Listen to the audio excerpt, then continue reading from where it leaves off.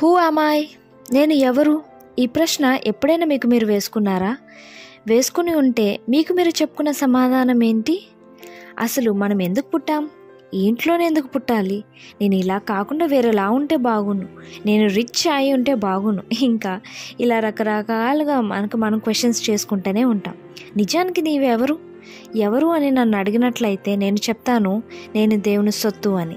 యెషయా గ్రంథం 43వ అధ్యాయం 1వ వచనంలో ఏముంటుందంటే, నిన్ను నిర్మించిన వాడు ఇలాగ సెలవిచ్చుచున్నాడు, నేను నిన్ను విమోచించి ఉన్నాను, భయపడకుము, పేరు పెట్టి నిన్ను పిలిచి ఉన్నాను, నీవు నా సొత్తు.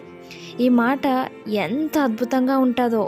నీవు నా సొత్తు అని మన తల్లిదండ్రులకో, లేక మన భర్తకో, లేదా మన భార్యకో, లేదా మన పిల్లలకో చెప్పేవంటి మాట. This property belongs to me, mine అని గర్వంగా చెప్పుకుంటాం. నిజానికి మనం దేవుని సొత్తు. వెలపెట్టి నిన్ను నన్ను ఆయన కొనుక్కున్నారు. అలాంటి దేవుని నీవు నిర్లక్ష్యం చేస్తున్నావా? జాగ్రత్త. మనం ఏంటో ఎవరో అని ఎలా ప్రశ్నించుకుంటున్నామో అలాగే మన వ్యక్తిగత జీవితం గురించి కూడా చెక్ చేసుకోవాలి. నీ తల్లిదండ్రులు నీకు పేరు పెట్టకముందే ఆయన నిన్ను పేరు పెట్టి పిలిచి ఉన్నారు. ఈ విషయం మనం గుర్తుపెట్టుకుందాం. దేవుడు మిమ్మల్ని దీవించును గాక.